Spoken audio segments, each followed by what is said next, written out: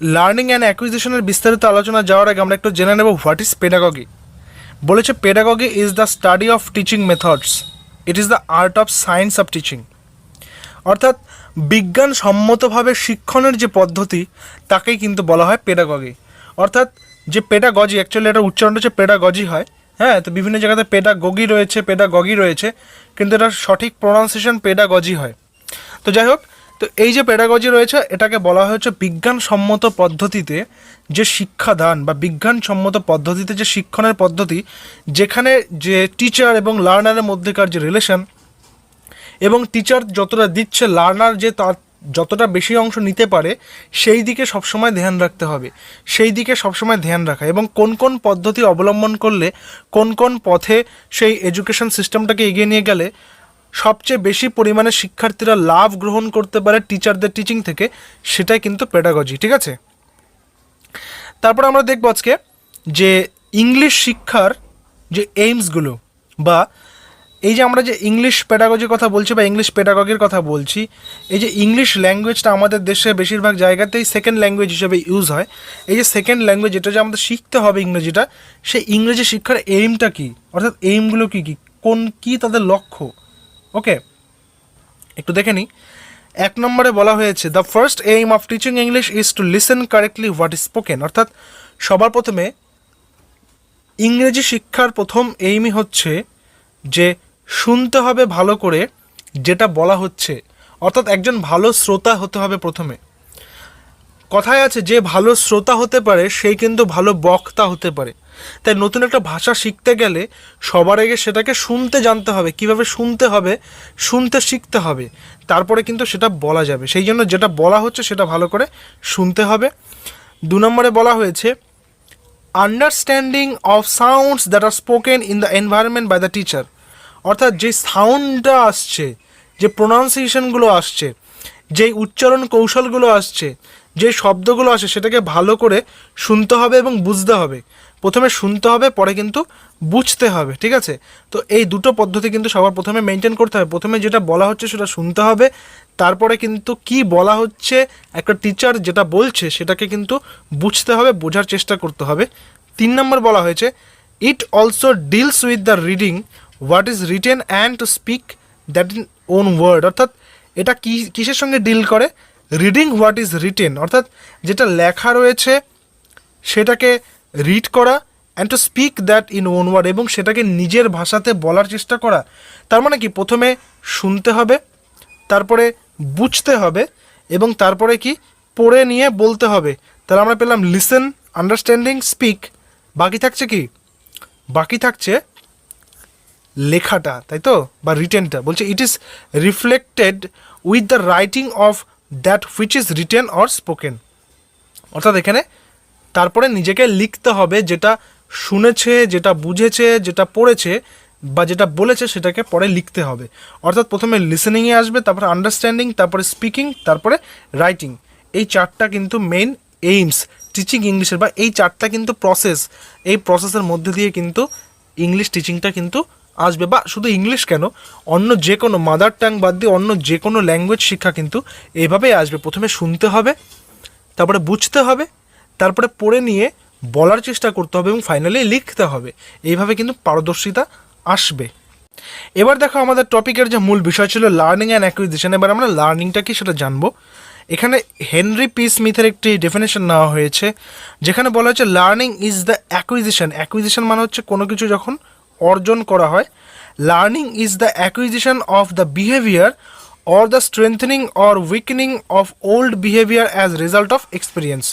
অর্থাৎ এটা কি অর্জন করা, কি অর্জন করা, নিউ বিহেভিয়ার, যেটা কিনা কি করবে, যেটা কখনো স্ট্রেংথেন করতে পারে বা উইকেন করতে পারে, কি কোনটাকে, পুরনো কোনো বিহেভিয়ারকে, ঠিক আছে, পুরনো কোনো ব্যবহার বা পুরনো কোনো আচরণকে চেঞ্জ করে বা শিক্ষার মধ্যে দিয়ে নতুন করে সেটাকে পরিবর্তন করতে হবে, পরিবর্তন করবে। সেটা পুরনো কোনো আচরণ, সেটা পরিবর্তন হয়ে নতুন আচরণে পরিবর্তন হওয়ার সময় বা পরিণত হওয়ার সময় সেটা আরও অনেক বেশি শক্তপোক্ত হতে পারে, বা সেটা দুর্বল হয়ে নতুন আচরণের দিকে কিন্তু যেতে পারে। And the result of experience, এবং অভিজ্ঞতা। ঠিক আছে, তো লার্নিং হচ্ছে একটা সিস্টেমেটিক প্রসেস, যেখানে লার্নার্সরা stage by stage step by step, অর্থাৎ 2 বছর যদি যেটা শিখবে সেটা 6 বছরে গিয়ে দেখা গেল তার সেই শেখনটা পরবর্তীকালে পরিবর্তন হচ্ছে। তারপর 8 বছর বয়সে গিয়ে তার সেই 6 বছর বয়সে যেটা শিক্ষা লাভ করেছিল সেই সেন্সটা বা সেই যে শিক্ষাটা সেটা কিন্তু একটু হলেও চেঞ্জ হয়ে যাচ্ছে, মডিফাই হয়ে যাচ্ছে। ঠিক আছে, অর্থাৎ কোনো তার বিশ্বাস, কোনো তার শিক্ষা, কোনো তার লার্নিং কী হচ্ছে, অনেকটা বেশি স্ট্রেংথেন হয়ে যাচ্ছে, শক্তিমান হয়ে যাচ্ছে, আবার কোনোটা কিন্তু উইকেনিং হয়ে যাচ্ছে, দুর্বল হয়ে পড়ছে। এবং বিহেভিয়ারের কিন্তু চেঞ্জ ঘটছে কন্টিনিউয়াসলি। কিসের মধ্যে দিয়ে? As a result of experience, অভিজ্ঞতার মধ্যে দিয়ে। যত বেশি অভিজ্ঞতা সঞ্চয় করছে তত বেশি তার কিন্তু আচরণগত পরিবর্তন ঘটছে, তার কিন্তু জ্ঞানের ভাণ্ডারগত পরিবর্তন ঘটছে। এটাই কিন্তু এক কথায় লার্নিং। ঠিক আছে, এবার দেখো ইম্পর্ট্যান্ট অ্যাসপেক্টস অফ লার্নিং, অর্থাৎ লার্নিংয়ের ইম্পর্ট্যান্ট অ্যাসপেক্টসটা কী। ঠিক আছে, শিখনের গুরুত্বপূর্ণ যে অ্যাসপেক্টসগুলো সেগুলো কি একটু দেখে নেব। Learning is modification of behaviour, যেটা আমি বললাম। ধরে নাও কারো 3 বছর বয়সে কেউ এক রকমের বিশ্বাস নিয়েছিল, তারপর তার যখন বয়সটা 6 হলো তার সেই বিশ্বাসটা পরিবর্তন ঘটলো কিছুটা। আবার যখন তার সেই বয়সটা 9 হয়ে গেল তার বিশ্বাসে আরও আমূল পরিবর্তন ঘটলো, এবং যখন সেটা 15 বা আরও বেশি হলো তখন সেটা কিন্তু আরও পরিবর্তন ঘটলো। অর্থাৎ 3 বছর বয়সে তার যে বিশ্বাসটা ছিল সেটা কিন্তু 15 বছর বয়সে একই রকম থাকলো না। বোঝা গেছে?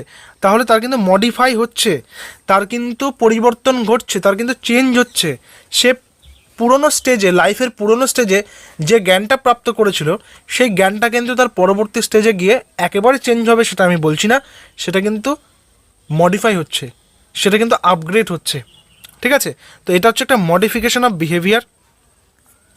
আচরণগত যেটা পরিবর্তন হয়, ঠিক আছে, ছোটোবেলায় একজন যেরকম শিশুর মতো আচরণ করে একটা মানুষ একটু বড় হয়ে গিয়ে নিশ্চয় শিশুর মতো আচরণ করে না। ছোটোবেলায় যখন কোনো কিছু বলতে যখন তার লজ্জাবোধ হয় না, একটু বড় হয়ে গেলে তার মধ্যে লজ্জা, ঘৃণা, ভয়, আশঙ্কা এই সমস্ত জন্ম নেয়, তখন তার মধ্যে বিহেভিয়ারের পরিবর্তন দেখতে পাওয়া যায়। তো এইভাবে কিন্তু মডিফাই হতে থাকে তার বিহেভিয়ারগুলো, সে বুঝতে শেখে, সমাজের সঙ্গে তাল মিলিয়ে চলতে শেখে। তো 2 নম্বর বলেছে অ্যাকুইজিশন অফ নিউ এক্সপিরিয়েন্স, অর্থাৎ নতুন অভিজ্ঞতা অর্জন করা। লার্নিং হচ্ছে নতুন অভিজ্ঞতা অর্জন করা। অর্থাৎ সে একটা 10 জনের মাঝখানে গিয়ে সে এমন একটা কথা বললো যার জন্য তাকে ধমক খেতে হলো বা বকা খেতে হলো, তাহলে সে বুঝতে পারলো সেই ঘটনাটার মধ্যে দিয়ে অর্জন করলো একটা জিনিস কি, যে এই কথাটা এরপরে আর সবার সামনে বলা যায় না। তাহলে সে কিন্তু পরবর্তীতে সেই ভুলটার করলো না, তাহলে সে কিন্তু অভিজ্ঞতার মধ্যে দিয়ে একটা নতুন শিক্ষা অর্জন করলো বা নতুন একটা জ্ঞান অর্জন করলো। ঠিক এইভাবেই কিন্তু এক্সপিরিয়েন্স গ্যাদার করতে করে একজন অনেক বেশি এক্সপিরিয়েন্সড হয়ে ওঠে। ঠিক আছে, 3 নম্বর বলা হচ্ছে রিটেনশন অফ ওল্ড এক্সপিরিয়েন্সেস, অর্থাৎ পুরনো যে অভিজ্ঞতাগুলো হয়েছে সেই পুরনো অভিজ্ঞতাগুলোকে কিন্তু একসাথে গুছিয়ে নেওয়া। ঠিক আছে, সেটাও কিন্তু লার্নিংয়ের একটা অন্য দিক। অর্থাৎ পুরনো সমস্ত অভিজ্ঞতাগুলোকে কাজে লাগানো, কাজে লাগিয়ে পরবর্তী নতুন অভিজ্ঞতাকে বা পরবর্তী নতুন সময়ে সেগুলোকে ব্যবহার করা। ঠিক আছে, এবং পরবর্তীতে বলা হয়েছে সিনথেসিস, মানে কি যুগ্ম সাধন। ঠিক আছে, দুটোকে যোগ করে দেওয়া, সিনথেসাইজ করে দেওয়া। Synthesis and organisation of old and new experiences, অর্থাৎ পুরনো অভিজ্ঞতার সঙ্গে নতুন অভিজ্ঞতার যে মেলবন্ধন সেটাও কিন্তু লার্নিং থেকেই আসে। তো আমরা দেখলাম লার্নিংয়ের ইম্পর্ট্যান্ট অ্যাসপেক্টসগুলোর মধ্যে মডিফিকেশন অফ বিহেভিয়ার রয়েছে, যেখানে বিহেভিয়ার আচরণগত পরিবর্তন দেখতে পাওয়া যায়, আচরণগত যে উন্নয়ন সেটা দেখতে পাওয়া যায়, আচরণগত যে মডিফিকেশন সেটা দেখতে পাওয়া যায়। অ্যাকুইজিশন অফ নিউ এক্সপিরিয়েন্স, নতুন অভিজ্ঞতার অর্জন সবসময় ঘটতে থাকে এই লার্নিংয়ের জন্যে। রিটেনশন অফ ওল্ড এক্সপিরিয়েন্সেসের যে অভিজ্ঞতা সেটা সঞ্চিত থাকার কথা বলা হচ্ছে। আর synthesis and organisation of old and new experiences, অর্থাৎ পুরনো এবং নতুন অভিজ্ঞতার মেলবন্ধন কিন্তু ঘটানো যাচ্ছে। এবার চলে আসি ক্যারেক্টারিস্টিক্স অফ লার্নিং, অর্থাৎ ইম্পর্ট্যান্ট অ্যাসপেক্টস অফ লার্নিংয়ের পর এবার আমরা দেখে নেব ক্যারেক্টারিস্টিক্স অফ লার্নিং। 1 নম্বর বলা হয়েছে learning is a process of adjustment in the environment, অর্থাৎ প্রকৃতির মধ্যে থেকে বা কোনো একটা পরিবেশের মধ্যে নিজেকে অ্যাডজাস্ট করা, নিজেকে মানিয়ে নেওয়াটাই কিন্তু একটা লার্নিং। অর্থাৎ বিভিন্ন রকম পরিবেশে, বিভিন্ন রকম পরিস্থিতিতে নিজেকে মানিয়ে নিতে হবে, নিজেকে মানিয়ে নেওয়াটা কিন্তু একটা লার্নিং বা একটা প্রসেস। কিসের প্রসেস? লার্নিং কিন্তু এই প্রসেসটা কিন্তু শেখায়, শিক্ষা শিখনটা কিন্তু শেখায়। কি, একটা নতুন জায়গাতে গিয়েছো, নতুন জায়গাতে গিয়ে সেই নতুন জায়গার মতন করে নিজেকে মানিয়ে নিতে হবে। অর্থাৎ আমি যদি বলে রাখি যে গ্রীষ্মকালে বাঙালিরা অনেকেই দার্জিলিংয়ে বেড়াতে যায়, তাই তো? তো ওই দার্জিলিংয়ে বেড়াতে গিয়ে সেখানে খুব শীত লাগে, খুব ঠান্ডা লাগে সেখানে। তাই সেখানে কিন্তু বাড়িতে যেই গরম জামা কাপড় পরে সেখানে থাকছিলাম, সেটা কিন্তু ওইখানে কিন্তু চলবে না। সেখানে কিন্তু সোয়েটার পরতে হবে, ওখানে ওখানে জ্যাকেটস পরতে হবে, কারণ ওখানকার টেম্পারেচার অনেক কম, তাই তো? তো এই যে প্রসেসটা, অর্থাৎ এটা আমি বললাম শারীরবৃত্তীয়ভাবে। এবার লার্নিং কিন্তু শুধুমাত্র শারীরবৃত্তীয় নয়, মানসিক প্রসেস। বিভিন্ন পরিবেশে নিজেকে মানিয়ে নেওয়া। বাড়িতে যেভাবে খোলামেলা মিশে যায়, সেরকম কিন্তু একটা পার্টিতে গেলে, একটা অনুষ্ঠানে গেলে কিন্তু ফট করে সেরকম আচরণটা করা যাবে না। অর্থাৎ সেই পরিবেশ অনুযায়ী সেখানে আচরণ করতে হবে। এটাই কিন্তু লার্নিং। দ্বিতীয়ত বলা হয়েছে learning is a life long process. অর্থাৎ লার্নিং কিন্তু একদিনে শেখা যাবে না। লার্নিং একটা লাইফ লং প্রসেস। একটা শিশু যখন মাতৃগর্ভে থাকে তখন থেকেই তার কিন্তু লার্নিং শুরু হয়। কখন অবধি? একদম চিতায় ওঠা বা কবরে যাওয়ার আগে পর্যন্ত, অর্থাৎ মৃত্যুর আগে পর্যন্ত তাকে কিন্তু শিখে যেতে হয়। অর্থাৎ লাইফ লং তার এই প্রসেসটা কিন্তু চলতে থাকে।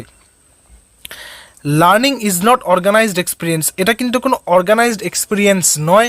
এটা কিন্তু বলে দেওয়া যাবে না যে এইভাবেই এটা অর্গানাইজেশনটা বা এইভাবেই লার্নিংটা হবে। সেটা কিন্তু নিজের মতন করে ব্যক্তি বিভেদে কিন্তু লার্নিংটা বিভিন্ন বিভিন্ন হবে। একজন ব্যক্তি কিভাবে তার লার্নিং প্রসেসটাকে কাজে লাগাবে, একজন ব্যক্তির কিভাবে তার নিডসগুলোকে রেকটিফাই করবে, সেটা কিন্তু তার নিজের এক্সপিরিয়েন্সের উপর, ঠিক আছে? সেটা কিন্তু অন্য কেউ কিন্তু সেটা বলে দিতে পারবে না, বা সেটা কিন্তু আগে থেকে অর্গানাইজড করে রাখলেও হবে না, ঠিক আছে? তারপরে বলা হয়েছে learning is a good oriented, এটা গোল ওরিয়েন্টেড হয়ে যাবে। এটা গোল ওরিয়েন্টেড, ঠিক আছে, গুড নয়। অর্থাৎ একটা কিন্তু লক্ষ্য থাকবে, লার্নিংয়ের একটা লক্ষ্য থাকবে। অর্থাৎ কোনো একটা লক্ষ্যকে মাথায় রেখেই কিন্তু শিখনটা চলবে, লার্নিংটা চলতে থাকবে। এবং 5 বলা হয়েছে environment takes an important role in the learning process. অর্থাৎ এনভায়রনমেন্টটা কী করবে? একটা ইম্পর্টেন্ট রোল নেবে কিসের? লার্নিং প্রসেসে। অর্থাৎ যেরকম পরিবেশে যে থাকবে সে সেরকম পরিবেশে কিন্তু শিখবে, ঠিক আছে? অর্থাৎ একটা মানুষকে যদি আমি শুধুমাত্র খেলার মাঠেই রেখে দিই, সারা বছর যদি সে খেলার মাঠেই থাকে, তাহলে কিন্তু তার প্লেয়িং স্কিলসগুলো কিন্তু দারুণ বেড়ে যাবে, ঠিক আছে? কিন্তু সেই মানুষটাকে যদি আমি কন্টিনিউয়াসলি একটি হোস্টেলে রেখে দিই বা কন্টিনিউয়াসলি একটি ক্লাসরুমে রেখে দিই, তাহলে কিন্তু তার ক্লাসরুম এক্সপিরিয়েন্স কিন্তু গ্যাদার করতে থাকবে সে প্রচুর পরিমাণে। অর্থাৎ সে যেই রকম এনভায়রনমেন্টে থাকবে, বেশি সময় কাটাবে, সেই রকম এনভায়রনমেন্টের কিন্তু তার প্রভাব তার মধ্যে পড়বে, এবং সে কিন্তু সেভাবে নিজের মধ্যে লার্নিংটাকে অ্যাবজর্ব করতে থাকবে। তো এগুলো গেলে হচ্ছে লার্নিংয়ের ক্যারেক্টারিস্টিক্স। এবার আমরা চলে আসি অ্যাকুইজিশনে। What is acquisition? ঠিক আছে, দেখে নিই। অ্যাকুইজিশন হচ্ছে when languages are learned without any practice, it is called the first language. ধরে নাও ছোটোবেলায় আমরা যখন একেবারে ছোট ছিলাম, যখন আমরা প্রথম কথা বলতে শিখলাম, যখন আমরা প্রথম মা বলতে শিখলাম, বাবা বলতে শিখলাম, যখন আমরা ধীরে ধীরে আধো আধো অল্প অল্প করে শব্দ বলতে শিখলাম, কথা বলতে শিখলাম, তখন নিশ্চয়ই আমাদেরকে কেউ ব্যাকরণ শিখিয়ে দেয়নি, তখন নিশ্চয়ই আমাদেরকে কেউ বাক্য গঠন পদ্ধতি শিখিয়ে দেয়নি, তখন নিশ্চয়ই আমাদেরকে কেউ নিয়ম করে ব্যাকরণের জ্ঞান দেয়নি। আমরা কিন্তু শুনে শুনে শিখেছি, আমাদেরকে যেটা বলতে বলা হয়েছে আমরা বলেছি, তাই তো?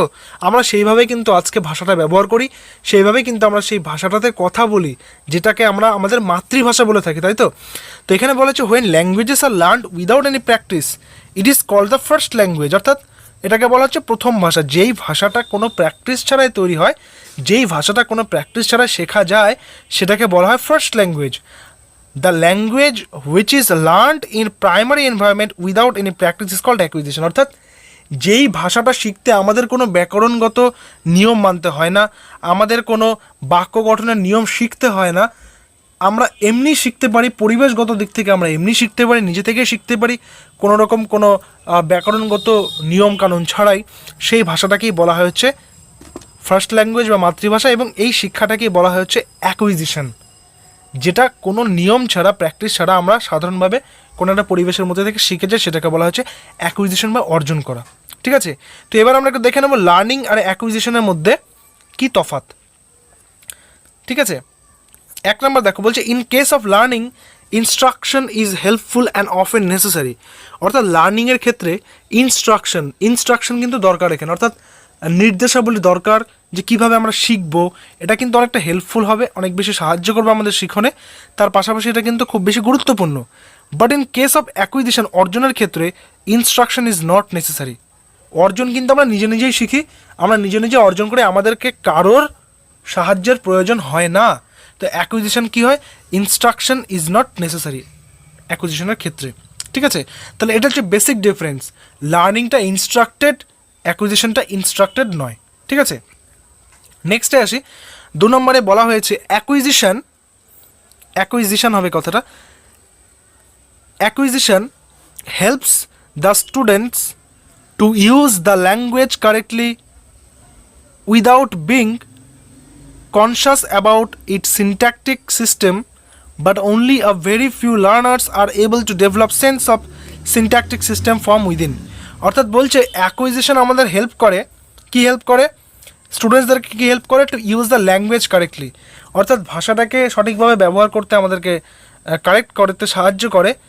উইদাউট বিং কনশাস, অর্থাৎ আমরা কিন্তু না জেনে, অ্যাবাউট ইট সিনট্যাকটিক সিস্টেম, অর্থাৎ আমাদের বাক্য গঠনের নিয়ম না জানা সত্ত্বেও আমরা কিন্তু শুধুমাত্র অ্যাকুইজিশনের মধ্য দিয়ে একটা ভাষাকে আমরা সঠিকভাবে ব্যবহার করতে পারি।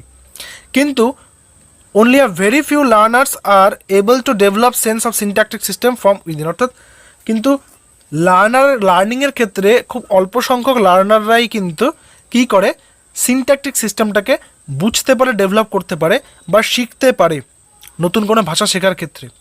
ঠিক আছে, নাম্বার 3তে বলা হয়েছে affective factors are not involved in acquisition. অ্যাকুইজিশনের ক্ষেত্রে অ্যাফেক্টিভ ফ্যাক্টরস যেগুলো রয়েছে সেগুলো কিন্তু ইনভলভ থাকবে না, কিন্তু অ্যাকুইজিশনের ক্ষেত্রে কী হচ্ছে, থাকছে না। But affective factors have an immense influence on লার্নিংয়ের ক্ষেত্রে কিন্তু অ্যাফেক্টিভ ফ্যাক্টরসটা থাকছে। তো আজকের আমাদের এই ক্লাসে আমরা জানতে পারলাম যে লার্নিং আর অ্যাকুইজিশনের মধ্যে পার্থক্য কী, তাদের মূল বিষয়বস্তু কী, এগুলো কেন আমাদের প্রয়োজন। যেটা বেসিক ডিফারেন্স সেটা হচ্ছে লার্নিংকে ইনস্ট্রাকশনের মধ্যে দিয়ে শেখানো হয়, অর্থাৎ তাকে নিয়মের মধ্যে দিয়ে শেখানো হয়। অ্যাকুইজিশন কাউকে শেখাতে হয় না, অ্যাকুইজিশন সবাই নিজের মতো করে শিখতে পারে। লার্নিং এনভায়রনমেন্টের উপরে নির্ভরশীল এবং অ্যাকুইজিশনও কিন্তু এনভায়রনমেন্টের উপরে নির্ভরশীল, অর্থাৎ অ্যাকুইজিশন হোক বা লার্নিং হোক, যে যেরকম এনভায়রনমেন্টের মধ্যে থাকবে সেরকম এনভায়রনমেন্টেই কিন্তু সে সেটা শিখতে পারবে।